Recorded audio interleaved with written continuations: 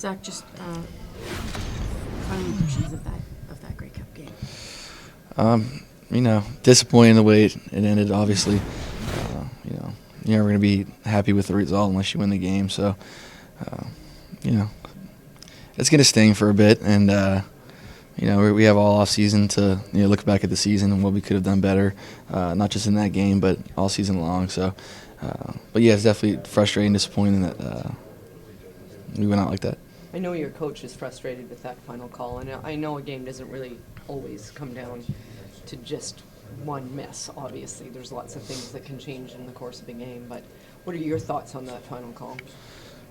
I don't know. I mean, I have some thoughts, but it's football. It's how the game goes. Sometimes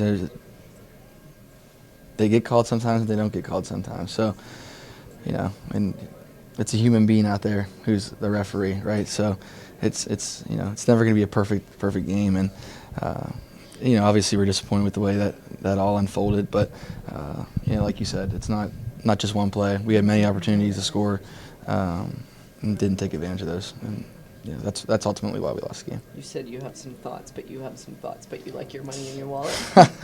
No, I mean it's not the time, so no comment. Are there certain plays in the game that you're thinking about? Not necessarily, not plays, but just situations where we were down there in the red zone and just didn't cash in. Being down there on the 2, not scoring a touchdown there hurts. And there was other times where, I know there was one play that I kind of got fooled on the coverage and had to just really throw the ball away. They brought one more than we could block, and so those things. Every game you look back at things that you could have done better, and there's obviously some things that stick out. So. We got to learn from it, and we'll get better from it. You're the quarterback, the leader of this team.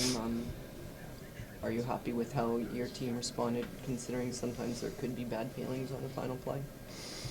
I haven't heard much of anybody complaining, and I think that that's the right thing to do. It's be a pro, right? That's what we preach that here every day, and I thought we were great pros all season long. If a team was talking in the media, and we just kept our mouth shut and kept playing football, and I think I'm hoping that's how everybody took it after the game, and that's the right thing to do. Zach, you look back on this season for yourself individually.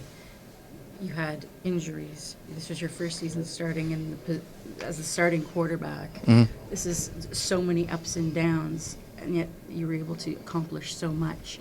When you look back on it, what sticks out in your mind? There's a lot of things that stick out, but just all the time that we put in together.